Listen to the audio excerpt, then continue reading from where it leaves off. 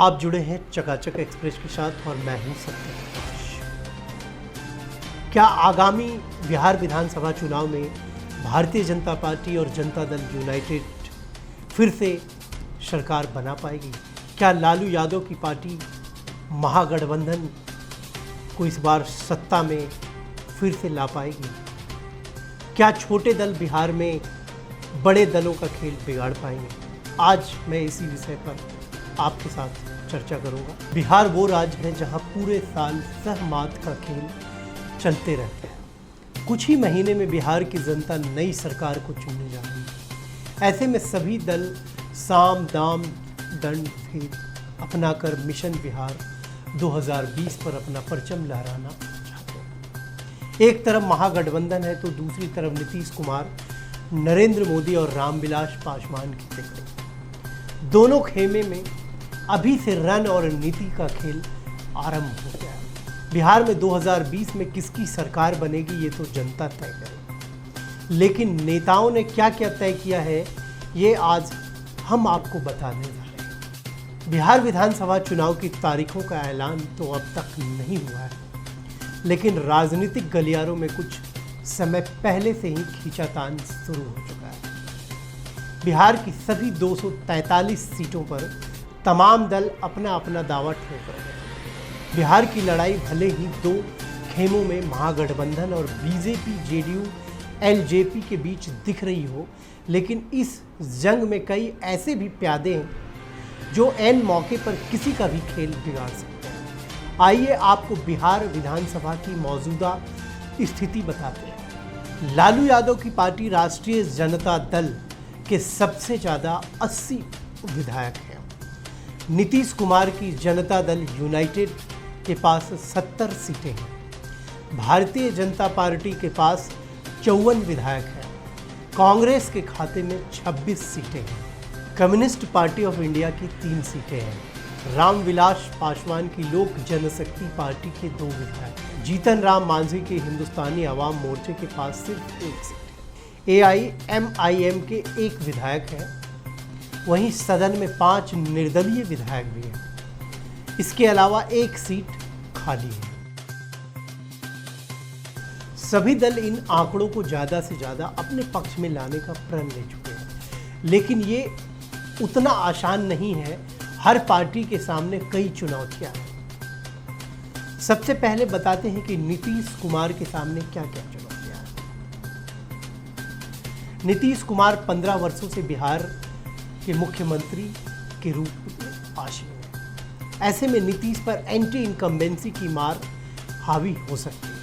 नीतीश कभी लालू के साथ तो कभी बीजेपी के साथ दिखे। सत्ता के लालच में वो हर पल एक दूसरे की ओर इधर से उधर जाते हैं, जिससे उनकी छवि को गहरा नुकसान पहुंचा है। लॉकडाउन के दौरान प्रवासी मजदूरों को लेकर नीतीश कुमार की काफ़ी फजीहत भी हुई है। कई मामलों में पड़ोसी राज्य के मुख्यमंत्री जैसे कि CM योगी आदित्यनाथ और पड़ोसी राज्य झारखंड के मुख्यमंत्री हेमंत सोरेन ने उनसे ज़्यादा एक्टिव होकर काम किया। प्रवासियों और उनके परिवार वालों को नीतीश कुमार से मुंह भंग होने की संभावना है। बिहार हर साल बाढ़ की चपेट में आता है और राज्य के कई हिस्सों में हाहाकार मचता है। विपक्ष का आरोप है कि नीतीश कुमार ने बाढ़ की समस्या के समाधान के लिए पिछले 15 वर्षों में कोई ठोस कदम नहीं उठाया। नीतीश कुमार के सामने बेरोजगारी भी बड़ी चुनौती है। बिहार में बेरोजगारी रिकॉर्ड स्तर पर पहुंच चुकी है। पिछले वर्ष की तुलना में 3% हुई वृद्धि और लॉकडाउन के बाद ये समस्या विकराल होती नजर आ रही है। इसके अलावा नीतीश कुमार के कार्यकाल में शिक्षा और स्वास्थ्य के क्षेत्र में भी कोई करिश्माई विकास देखने को नहीं मिला। हालांकि नीतीश कुमार इस बार भी अपनी जीत को लेकर आश्वस्त दिख रहे हैं। अब बात सोशल इंजीनियरिंग के मास्टर लालू यादव की पार्टी राष्ट्रीय जनता दल की करें, जिसके बिहार विधानसभा में सबसे ज़्यादा 80 विधायक हैं। फिलहाल लालू के छोटे बेटे तेजस्वी यादव के कमज़ोर कंधों पर पार्टी की कमान है। लालू यादव की गैर हाजिरी में उनके सामने सबसे ज़्यादा चुनौतियां हैं। आरजेडी की राजनीति हमेशा से ही लालू यादव के इर्द गिर्द घूमी। यही कारण है कि लालू यादव जो फिलहाल सजा काट रहे हैं और रांची के रिम्स में इलाजरत हैं, फिर भी पार्टी के हर बड़े छोटे फैसले वही करते हैं। लालू यादव की इजाजत के बगैर उनकी पार्टी में एक पत्ता भी नहीं हो सकता। लालू यादव के लिए इस चुनाव में सभी सीटों पर प्रत्याशियों का चयन करना जेल से मुश्किल होगा। पार्टी के कई नेता लालू यादव के हम उम्र हैं, ऐसे में तेजस्वी पर उनकी बात मानने का भी दबाव रहेगा।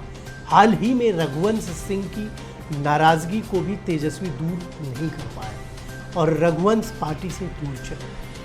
आरजेडी में तेजस्वी और तेज प्रताप के बीच ईगो क्लैश की खबरें भी सामने आती रहती हैं। तेजस्वी अपने लोगों को टिकट दिलवाना चाहेंगे तो तेज प्रताप अपनों को खुश करना चाहेंगे।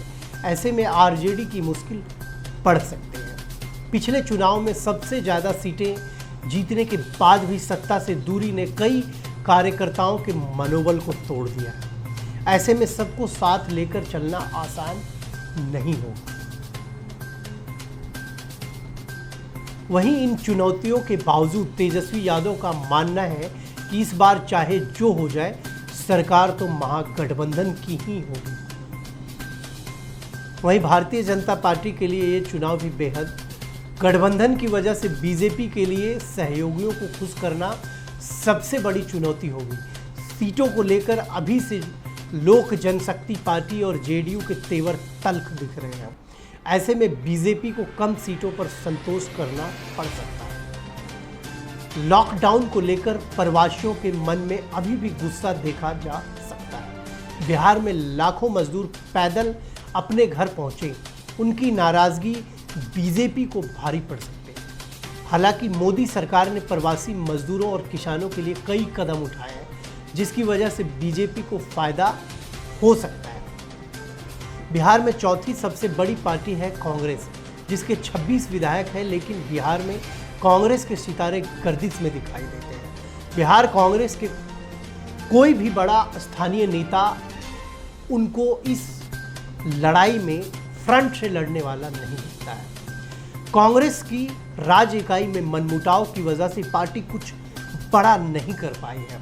कांग्रेस का काडर बेहद कमजोर और कार्यकर्ता काफी मायूसी में रहते हैं। यही कारण है कि कांग्रेस के नेता महागठबंधन में कोई दावा नहीं ठोक पाते।